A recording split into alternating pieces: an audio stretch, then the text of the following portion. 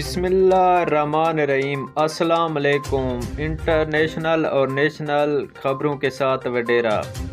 Kenya primary school کے hostel میں آگ لگنے سے 17 بچے ہلاک۔ آگ اسکول میں واقع لڑکوں کے ہاسٹل میں لگی جہاں 150 سے زائد طلبہ رہائش پذیر تھے۔ انتظامیہ۔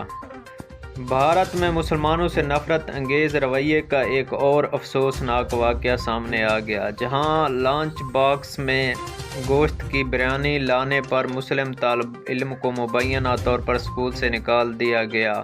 میں ایک اور انسانی سوز واقعہ سامنے آیا ہے، جہاں ایک مصروف شاہراہ پر خاتون کے ساتھ زیادتی کا واقعہ پیش آیا اور وہاں سے گزرتے شخص واقعے کی ویڈیو بناتا رہا۔ انڈیا۔ ریپبلکن کے صدارتی امیدوار ڈونلڈ ٹرمپ نے اسرائیلی ووٹرز کو خبردار کیا ہے کہ اگر ان کے ڈیموکریٹ حریف کمالا ہیرس الیکشن جیتی تو اسرائیل ختم ہو جائے گا۔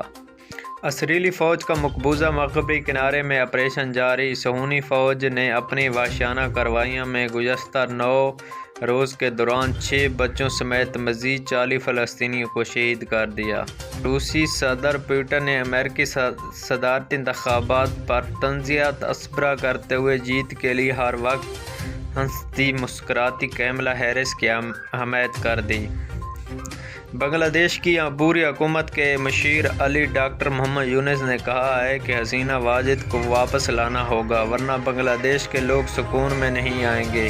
ابوظہبی میں متحدہ امارات نے بجلی کی پیداوار کے لیے عرب دنیا کا اولین جوہری پلانٹ مکمل کر لیا۔ برطانوی فوج کا ہیلی کاپٹر سمندر میں گر کر تباہ۔ رونالڈو سب سے زیادہ گول کرنے والے دنیا کے پہلے فٹ بالر بن گئے جس نے 900 گول مکمل کر لیا۔ دنیا کا نمبر 1 کھلاڑی گول کرنے والا رونالڈو۔ سندھ خیرپور میں کھجور کی پروسیسنگ پیداوار بڑھانے کے لیے 10 کروڑ روپے مقرر کیے۔ سندھ پولیس کے 12 اہلکار دوران ڈیوٹی ٹک ٹاک بناتے ہوئے معطل کر دیے۔ اسلام آباد کے احتساب عدالت نے سابقہ وزیر اعظم عمران خان اور ان کی اہلیہ بشریٰ بی بی کے نیا توشہ خانہ کیس میں درخواست ضمانت پر سماعت ملتوی کر دی۔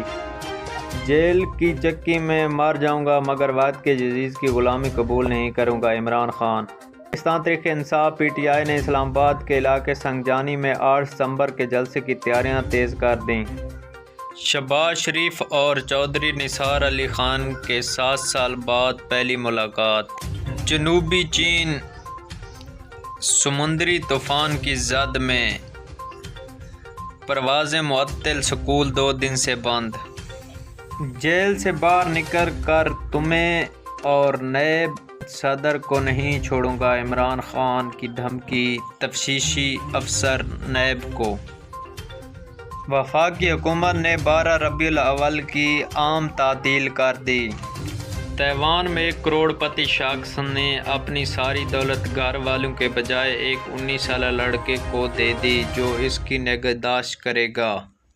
ہمارے چینل کو لائک اور سبسکرائب کر دیں تاکہ ہم ایک دوسرے کے ساتھ جڑے رہیں۔